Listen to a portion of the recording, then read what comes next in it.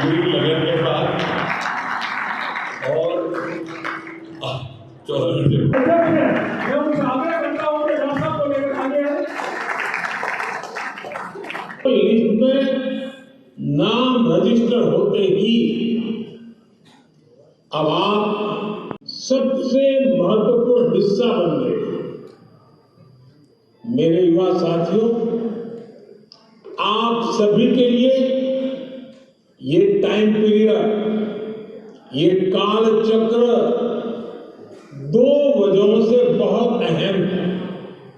एक, आप सभी ऐसे समय में वोटर बने हैं जब भारत का अमृतकाल शुरू हुआ कि आपकी एज में किसी भी नई एक्साइटमेंट होता है, लेकिन आपके लिए भी और भारत के लिए भी इन 25 वर्षों में आप कई बार जिले, प्रदेश और देश के स्तर पर होने वाले इंतजार समाप्त कर। ये हमारी सरकार है जिसने नारी शक्ति बंधन अधिनियम 4 दशक का इंतजार समाप्त कर दिया। ये पूर्ण बहुमत की सरकार है। आपके कार्यक्रम समर्पित है और पहली बार मैं बधाई दूंगा पवन जी को, सारी टीम को, हमारे अध्यक्ष जी को कि इस तरह का आयोजन किया गया। नेशनल वोटर्स डे काफी वर्षों से इस देश में मनाया जा रहा था, लेकिन ये मोदी जी की कल्पना थी कि हम इसको एक दूसरे स्वरूप में मनाएं। और आपके लिए इसका क्या महत्व है? तो बधाई के पात्र हैं यहाँ के आयोजक, और इतना सुंदर आयोजन, और ये सब प्रधानमंत्री मोदी जी की कल्पना का परिणाम है। जैसे उन्होंने अपने संबोधन में कहा, नमो नव मतदाता सम्मेलन, यानी जो नया मतदाता है उसको नमन करते हुए इस कार्यक्रम का आयोजन हो रहा है। पहली बार मोदी जी के आने के बाद लोकतंत्र का सही एहसास हुआ।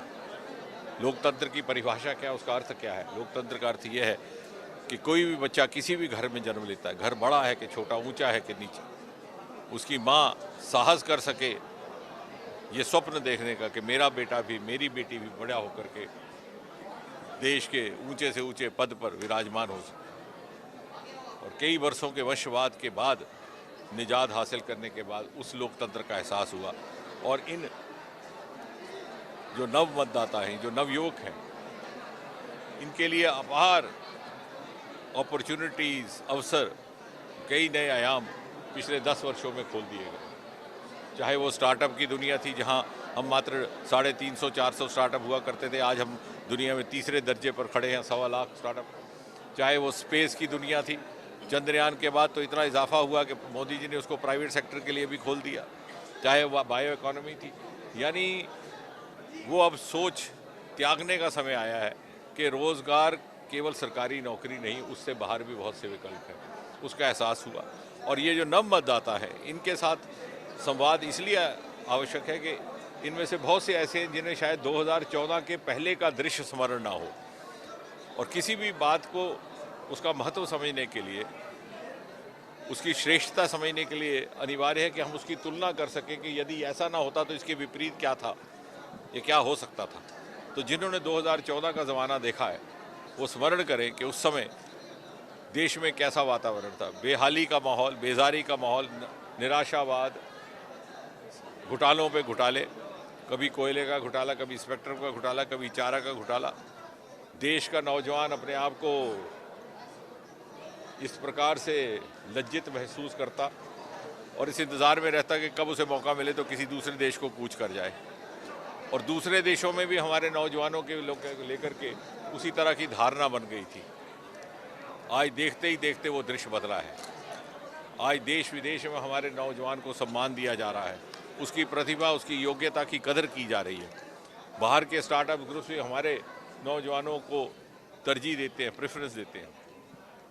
उस बात का एहसास, उस कंपैरिजन से इनको आएगा, इन बच्चों को। मोदी जी ने सरकार में 2014 बनने के 3 महीने के भीतर एक बहुत बड़ा निर्णय डीओपीटी के विभाग के माध्यम से लेते हुए ये कहा था कि अब इसके बाद किसी नौजवान को गेस्टेड अफसर से अपने दस्तावेज अटैच करने की आवश्यकता नहीं। शायद हम इस बात का महत्व नहीं समझते कि कितना बड़ा संदेश गया देश में कि अब एक ऐसी सरकार है, एक ऐसे प्रधानमंत्री हैं जिनके अपने अंदर इतना कॉन्फिडेंस है कि अपने देश के युवाओं पर विश्वास कर सके, अपने देश के बच्चों और नागरिकों पर विश्वास कर सके, जैसे परिवार का मुखिया करता है। उसके बाद इंटरव्यू की प्रथा समाप्त कर दी गई ताकि हर नौजवान को लेवल प्लेइंग फील्ड मिले। जो पहले कहा जाता था कि उसमें भी कोई भाई भतीजा बात किया, तो एक के बाद एक नई शिक्षा नीति लाई गई। और ये बच्चे जो आज 17 बरस के 18 वर्ष में, इनके ऊपर बहुत बड़ी एक जिम्मेवारी आयद होती है। आने वाले 20-25 वर्ष में जब हम 2047 की तरफ बढ़ रहे हैं और 2047 में आज़ाद हिंदुस्तान अपनी 100वीं सालगिरह मनाएगा, तो वो शताब्दी उत्सव मनाने का भाग और वरदान भी परमात्मा ने इनके हिस्से में डाला। कितना बड़ा हमारा एसेट और हमारा स्टेक है इन आज के टीनेजर, आज के एडोलेसेंट के ऊपर, जो उस समय का नौजवान होगा और हर क्षेत्र में अपना प्रभावी भूमिका निभा रहा होगा। और इसलिए उसी महत्व को समझते हुए आज इनके साथ ये संवाद का कार्यक्रम आयोजित हुआ और हमें प्रधानमंत्री मोदी जी का मार्गदर्शन प्राप्त हुआ। नहीं, हमें तो जब भी भाजपा तो सदा तैयार रहती है हर पोल के लिए, चाहे वो लोकसभा का हो, चाहे विधानसभा का हो, चाहे पंचायत का हो। हमारा तो कार्यकर्ता 24/7 काम करता है। अगर वो सोए भी उसको जगा दो तो झंडा लेके तैयार है। डॉक्टर साहब, राहुल गांधी की जो यात्रा चल रही है, एकला चलो यात्रा